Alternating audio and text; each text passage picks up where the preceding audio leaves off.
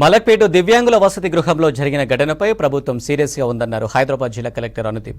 బాలికల హాస్టల్ను సందర్శించిన కలెక్టర్కు పరిస్థితిని వివరించారు బాలికల కుటుంబ సభ్యులు, దివ్యాంగుల సంఘాల నేతలు. ఇప్పటికే వార్డెన్ను సస్పెండ్ చేసినట్లు వెల్లడించారు. బాలికల భద్రత కోసం పోలీస్ సిబ్బందిని నియమించినట్లు తెలిపారు కలెక్టర్. సిటీ పరిధిలోని అన్ని దివ్యాంగుల హాస్టల్స్లో స్టాఫ్ వార్డెన్స్ను నియమించనున్నట్లు తెలిపారు కలెక్టర్ అనుదీప్. ఎంక్వైరీ కూడా వేయడం జరిగింది. కమిటీ కూడా వేసి నిజానిజాలు తేల్చడానికి 3 మెంబర్ కమిటీ కూడా ప్రభుత్వం వేయడం జరిగింది.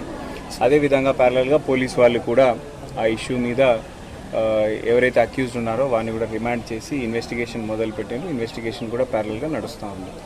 సో ఇది నడుస్తూ ఉండగా ఇక్కడ ఉన్నటువంటి పిల్లలు కానివ్వండి, పేరెంట్స్ కానీ కొన్ని సమస్యలు దృష్టికి తీసుకొచ్చారు. అది కూడా సెక్రటరీ మేడంతో కూడా డిస్కస్ చేయడం జరిగింది. దానికి అనుగుణంగానే మనకి ఇక్కడ హాస్టల్ కొత్తది ఉన్నప్పటికీ కూడా స్కూల్ చాలా పాతగా అయిపోయిందని కూడా చెప్పారు. దానికి అనుగుణంగా ఒక 35 lakhs కూడా గవర్నమెంట్ నుంచి శాంక్షన్ కూడా చేశారు. అది 2-3 రోజుల్లో అది కూడా ఆర్డర్స్ ఇష్యూ చేస్తాం. సో దట్ ఈ పాతగైన బిల్డింగ్ ఏదైతే ఉందో వాళ్ళకి తీసేసి కొత్తగా అనుగా ఉండే విధంగా కొత్త బిల్డింగ్ కూడా అందిస్తాము. సో దట్ స్కూలు హాస్టల్ కూడా దగ్గర ఒక కాంపౌండ్లో ఉండే విధంగా చేస్తాం. అదేవిధంగా సెక్యూరిటీ విషయంలో కూడా ఇది గార్డు మాకు వార్డెన్ సరిగా లేరు అని కూడా చెప్పారు. సో వెంటనే పర్మనెంట్ వార్డెన్ స్టాఫ్ కూడా మనం అపాయింట్ చేస్తూ ఉన్నాము.